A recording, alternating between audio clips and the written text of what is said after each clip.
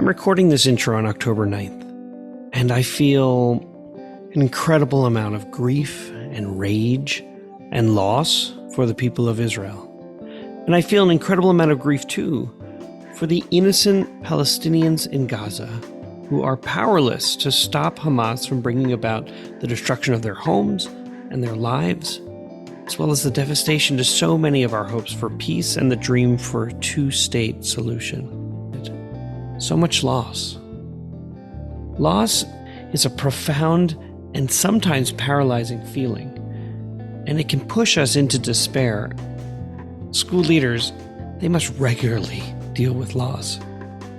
This week, my guest, Dr. Osunde, he uses his after-action review to discuss loss and the promise he made to never allow someone to feel alone, to grieve alone. There's a good deal of advice for leaders at every level. Thank you truly for tuning in. Today on An Imperfect Leader, Dr. Osunde is my guest. And Dr. Osunde has been the superintendent of schools in Stratford, Connecticut since 2021. Dr. Osunde possesses a wealth of school leadership experience, serving as a high school principal, an assistant principal, and a counselor in Connecticut high schools. Dr. Osunde, welcome to An Imperfect Leader. Thank you, Peter. It's good to see you, my good friend. Thank you for having me, and I'm excited to join you today. Thanks. It's good to see you too. You know, in 2014, a former colleague of yours, Scott Goldsmith, he wrote an incredibly moving piece about you, and I'll put a link to it in the show notes. He chronicled your college and your professional football career in really what I would say is the most human-centered way. And the podcast is about leadership. Educational leadership specifically. So I will urge listeners to follow the link in those notes to learn more about you. But embedded in that blog post was a quote by you. You said, "My mindset is that we are here to appreciate where we are and what we have. If you focus all your energies on something, it will happen." And I wonder, how do you use this advice when working with students, teachers, leaders, your board of education, the town council? You know, Peter, that's you're taking me way back now into time, right? And 2014 was actually probably one of my first. I was an early school leader in my career, and I've actually obviously had a pretty fast trajectory to the role. But I felt enlightened at that point in time, and I feel enlightened now. And I think, when you think about that statement, I think it's so easy to get into the dumps, right? About the quality of the state of education, or specifically the challenges that students have to shoulder and burden today, and certainly teachers and school leaders. I think the basics part of what I do is to have a conversation about what are the assets of what we're doing. Is really kind of pivot into an asset-based approach to the work. And it's funny though, because I learned about this approach, and I still have to continue to study it. I learned about it in the spring. For such an avid reader, I'm surprised I haven't heard of it until recently. But it's called appreciative inquiry. I was going to say, what you're describing is appreciative inquiry. Yeah. So I learned about it from the other AI. Indeed. So I learned about it from other superintendents, and specifically they were talking about how they use that to the approach to development of their strategic plan, right? And when you think about strategic plan that touches every corner of the school system, it wraps you around the question of what do we do well, and how do we use that to be the launching pad? Exactly. Not just what we do, and how do we get more of it? Right. Right. What's going well, and how do we get more of it? A great example would be instead of focusing on why are teachers leaving, to say, well, why do teachers stay? Right. So How do we focus on what is going well for teachers, and then how do we make that more available to all of them?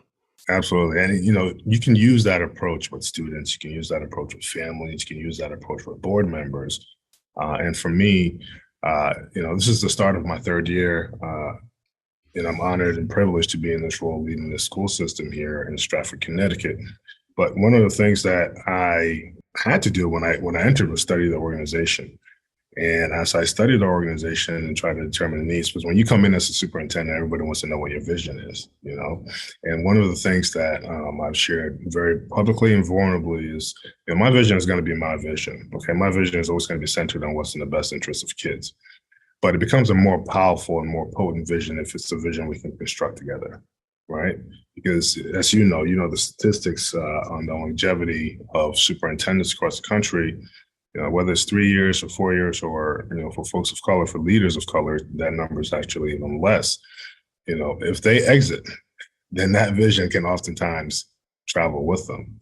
But if you're able to create a co-constructed vision, you have some ability to sustain some things. And to me, the biggest foundational premise around that co-constructed vision was trying to identify what we do well.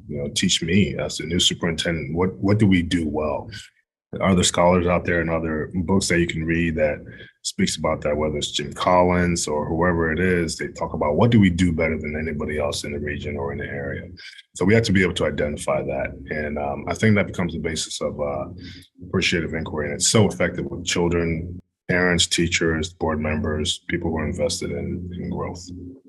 So I'm going to go to the leadership model that I use to advise others. And I will tell you, I'm going to send you my book that came out just a couple of months ago, because I have a whole section on appreciative inquiry. Oh, great. And great. so, you've earned yourself a free book from me. So how about that? But in that leadership model, there's a dimension called collective aspiration, exactly what you're talking about right now, right? And that's the heart of an organization's work. And inside that dimension is a term called compelling purpose. And a compelling purpose is created exactly as you just said. First, by engaging in this process of appreciative inquiry, which looks at what's going well, and then seeking to get more of it. And so, as I gave you that example about, why are people leaving? No, let's look at why do they stay, right? And you mentioned Jim Collins, great author, great researcher, great resource. Another one for listeners out there and for yourself potentially is Peter Senge. He writes about systems thinking, and he asks two really important questions that I have used with others, which is, what do we want to create together? And how do we want to be together? Two simple and profound questions that really opens up to this piece of, as you noted, if you were to move on from Stratford at some point well into the future, the legacy that you leave is, what did we create together, right? And how did we want to be together really speaks to the norms that you're creating. So as I've learned more about you, I've read, and I read this on your personal page, it really spoke to a compelling purpose. It said, our aim is to be one of the most dynamic school districts in the region, and we aim to provide our students with world-class educational opportunities so that they can ultimately represent the Stratford community in the global world and become confident contributing members to society. That had to be really intentional as you were writing this compelling purpose. And I wonder, would you describe what that looks like in Stratford, Connecticut? Like, what are some areas that you're particularly proud of when it comes to the educational opportunities available to children in your care? Sure. I think like most other school systems, there's always work to be done. But one of the things that we've been centered on is trying to diversify the suite of program offerings that we offer to our students pre-K through 12. We want it to be eclectic. We want it to be programs that tap into the passion of students and allow them to cultivate a sense of self and what they're good at. So we offer some of the standard program offerings such as AP, dual credit. We have those partnerships with regional institutions. We have some pathway programs as well. But, one of the programs that we have right now that I am extremely proud of is our dual language program. Okay. And we've had a vertical plan, a phasing plan to expand it year after year. So we're actually going all the way up to grade 6 this year. Okay. So we'll have about 160 or so students who will be taking our subject matter areas in both Spanish and English. Those are programs I characterize as signature programs that, in my opinion, will make us a little bit different than our neighbors and perhaps a little bit more attractive to families. One of the programs that we're looking to add right now, because our work is to include, engage, and inspire every stakeholder, whether it's students, families, teachers. That's our tagline as our district. And with an engagement piece, one of the things that we are in the initial infancy stages of exploring right now is a military pathway. Okay. It's, we want all of our kids to go to college, but some kids just don't have an interest in that. But it doesn't mean they are not committed to learning beyond, graduation in our school system. And some of my past experience, we've had some tremendous success with ROTC, Army ROTC, Navy ROTC. But we are in the research phase right now of exploring bringing Air Force ROTC to Stratford. Now, this is pretty exciting. It's unique because most people may not recognize this, but we actually have an aviation history that's rooted in our community here in Stratford, right? So Sikorsky is probably the primary maker of helicopters in the world, and it's really based out of Stratford, Connecticut. So, one of the things we've been trying to do is find deeper ways to connect our school system to the community from an academic standpoint. So we believe if we begin to add programs of that nature to our program offerings, it makes us different than our neighbors, and it makes us a more attractive school system for families. I could imagine local businesses like Sikorsky are saying to themselves, we want to recruit great talent. We want to contribute to the community where our business is located. And what better way to do that than to engage those who are already living in our community? When I was in Missouri, one of the things that we noted was that teachers in Missouri in particular, that I think the number was close to 60 or 70% of teachers will end up living about 20 miles from where they grew up. So while we were recruiting great people out of the University of Missouri, they'd stay with us for about 5 years and then they'd go back to St. Louis, Kansas City, to the rural communities where they lived, because that was where their support network was. So what a gift to your local community when children can come through your system, have internships and do work with a local business, and then not even business, right? I mean, a huge corporation, global multinational corporation, and then be able to return home where there's a social network that isn't just the professional piece. So that's really visionary. That's pretty special. I appreciate that. Dr. Osunde, I'd like to ask you a question that I ask every guest who comes on the podcast, and that is, how does the term an imperfect leader resonate with you? Doc, that's a pretty deep question. And I would say, imperfect leadership resonates to me because I'm not sure when you think about leadership, right? There is effective leaders, right? But I'm not sure if there's truly ever an arrival state of being a leader. Okay, there are things that you're able to accomplish, because in leadership means suggests that you're able to bring a group of folks and move them in a common direction. I think you cited Peter Senge. I want to make sure I'm saying that right. Yeah, perfect. Yeah, he wrote the book, The Fifth Discipline. Fifth Discipline, and you noted two concepts that he spoke about. To me, there's accomplishments that a leader can help shepherd a group towards, right? And there are milestones that you reach, and there might be tasks that are accomplished, right? Whether it's achieving the vision, so on and so forth. But in the actual role of a leader, I don't know if there's a true arrival state, because I think it's an iterative process that requires a deep level of reoccurring introspection and self-actualization. It has to be just recurrent. Right.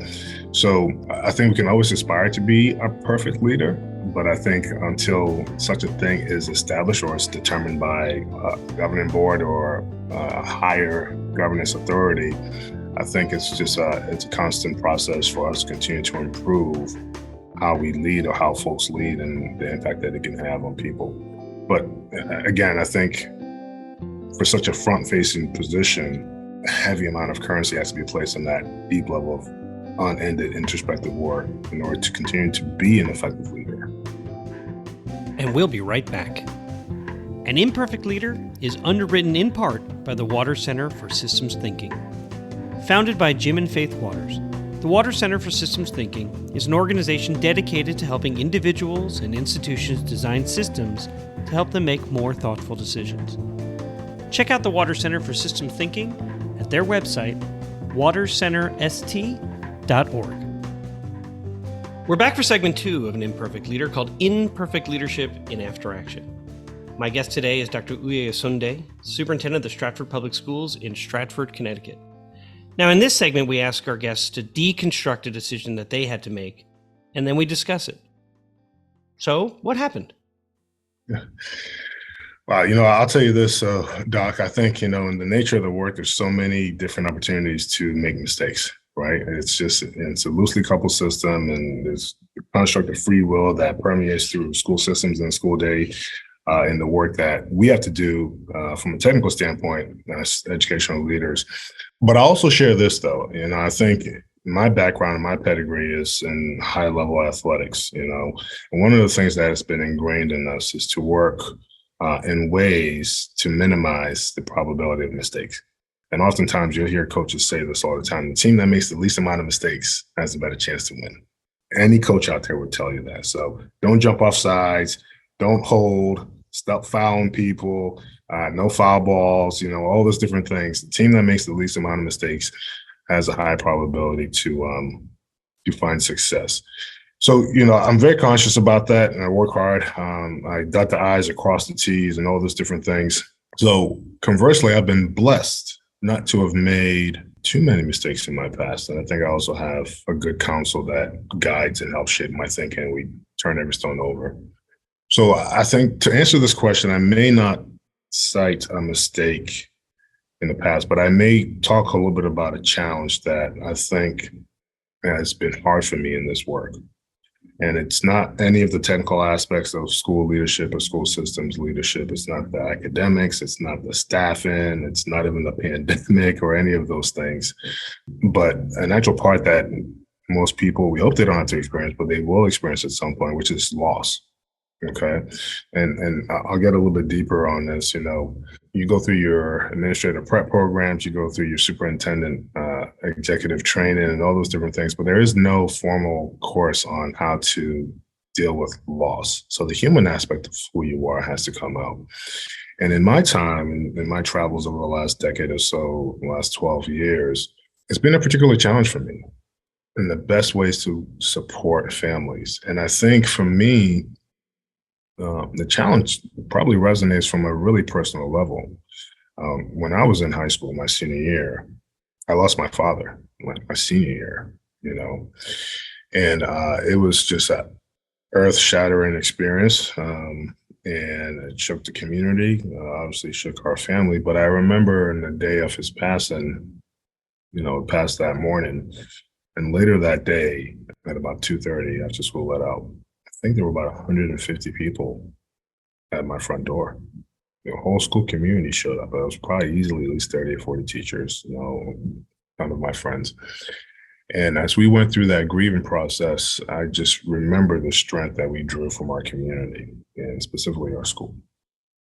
So as a young whippersnapper back then, I made this mental note in my head that, and even my coaches from UConn drove out, Coach Ethel drove out. I made this mental note that if I ever became an educator and students or staff experience loss, I'll do my best to make sure I attend and demonstrate support. I don't regret it by any means, but as I started to serve in the role of school leader, school systems leader, some cases there can be a lot, right? Kids lose parents from time to time, staff members lose spouses, all those different things. And it was emotional being there, So, when I look back on this, and, my position now is a little bit more unique. I have a very large school system. And obviously, when you're in the building and you have those deep relationships with your staff and you have those deep relationships with, parents, come to the events and, performing arts, the athletic events where they meet you at parent-teacher conferences, them on a personal level, So I don't regret my self-commitment to demonstrate support. I think that obviously projects the deeper levels of humanity. And to your point about, you asked the previous question about what does it mean to be an imperfect leader? I think it's owning some of those vulnerabilities to now say that you can't do it all. You can't be there for everybody at all times. I recognize that as a personal leadership challenge for me, and something that I think I still wrestle with today, but I certainly would not characterize it as a mistake. That is such an important and deep example that you're giving.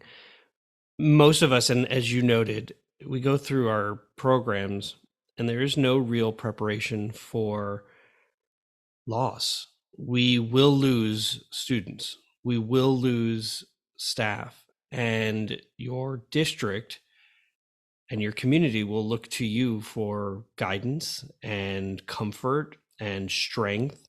And you carry over the years an incredible number of traumas, right? Even without death being the loss, just loss of home, loss of income, loss is such a large word.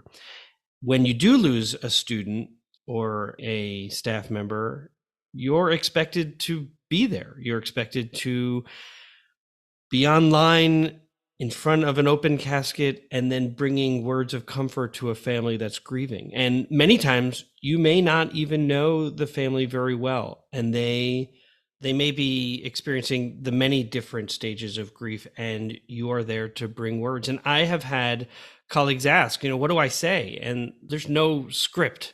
It is just to be human and to be present and to offer a hand or a hug, depending on the situation. It is so hard. And so I'm grateful to you for bringing this up, because I think that there are many who listen to this podcast throughout the month and say, oh, that situation of adopting new curriculum. Yeah, I've been through that, man, that was hard. Or, but when you're experiencing loss, to be able to prepare for that, everything from the letters that go home to the flowers that need to be sent. I mean, all of that seems to fall on the superintendent, and no one is prepared for that. So, typically I ask, what got overlooked and those types of things. I think I'm going to forego that question and just ask, through your experiences, your personal experience of loss, of losing your parent, who I imagine, just in terms of having met you a couple of times and talking with you today, that he was super important to your development as a man, as a human, as a a father, and as a new father. And what did you learn about relationships, or what relationships were formed in your own experience, or as you have experienced loss, with people, right? Because you are with people when they're experiencing loss. You're not there, you're with them. There becomes a deep dependency on each other, and I'm sure you've followed a little bit of my career path.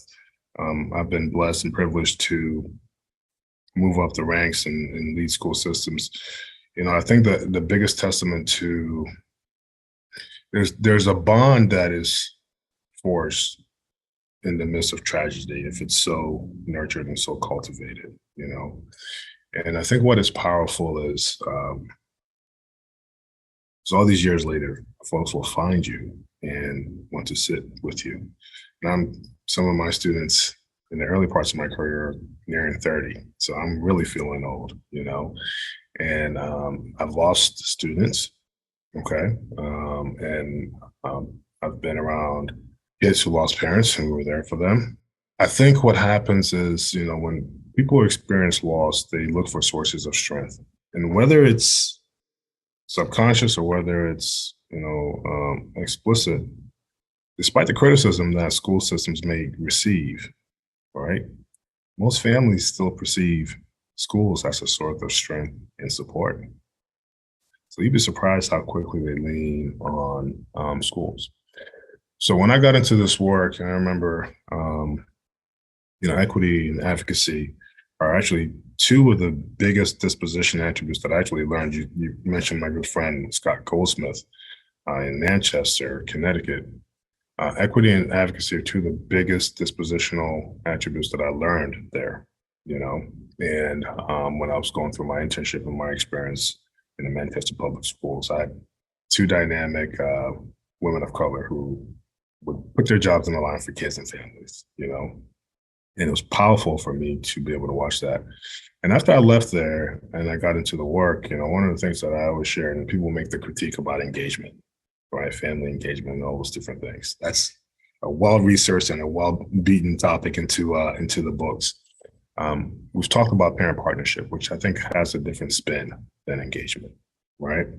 But I've always said to my leadership teams that for kids who don't have parents who come to the door, we're going to do that. We're going to serve in that role for them.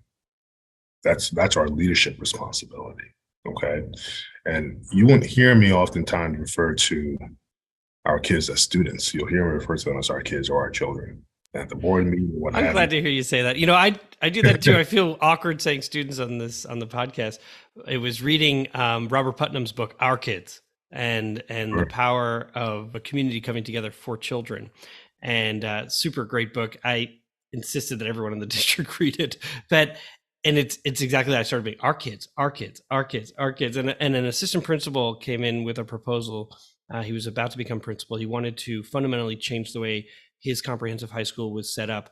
And he said, students, and one of his colleagues tapped him on the leg. He goes, "Oh, I mean, our kids, because when you say students, it harkens back to this industrial model of schools, and it depersonalizes who they are, right? And their hopes and their dreams. But when you say our kids, right, our children, they're individuals with their own paths that you want to be a part of their journey."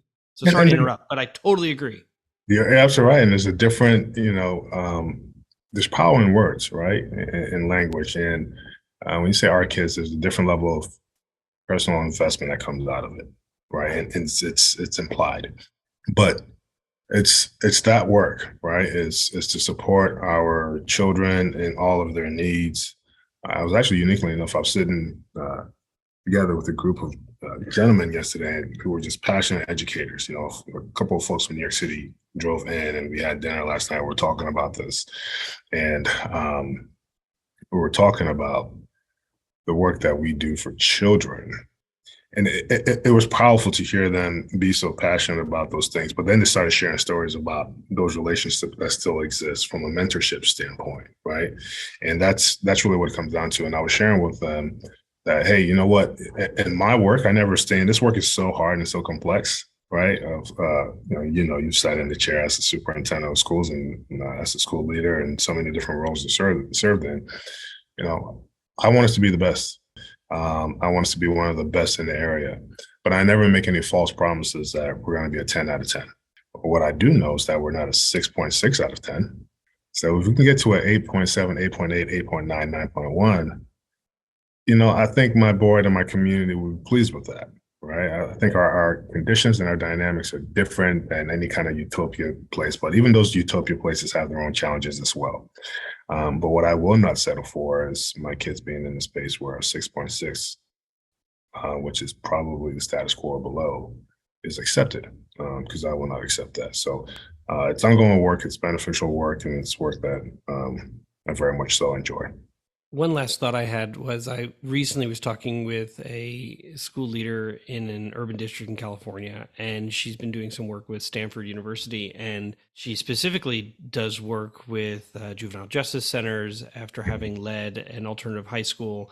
And the work that they do or they've researched, intuitively you already know because you just said it, but I will offer to you as proof of what you've just said, which is that the most important thing that you can do for a child and with a child is to build that meaningful relationship. And they found, certainly, and I'm sure this doesn't surprise you or any of the listeners, but I thought it was interesting that they needed to document it, which is that when a child is returning back to a homeschool after having been separated for whatever reason, and they ask the child, who is someone that you trust here?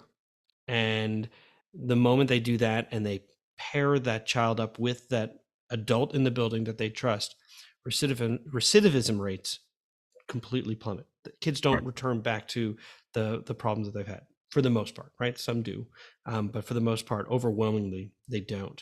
And you just said that, as if a child is without that support network, then we will be that network for that child. And so it's just so powerful. Thank you.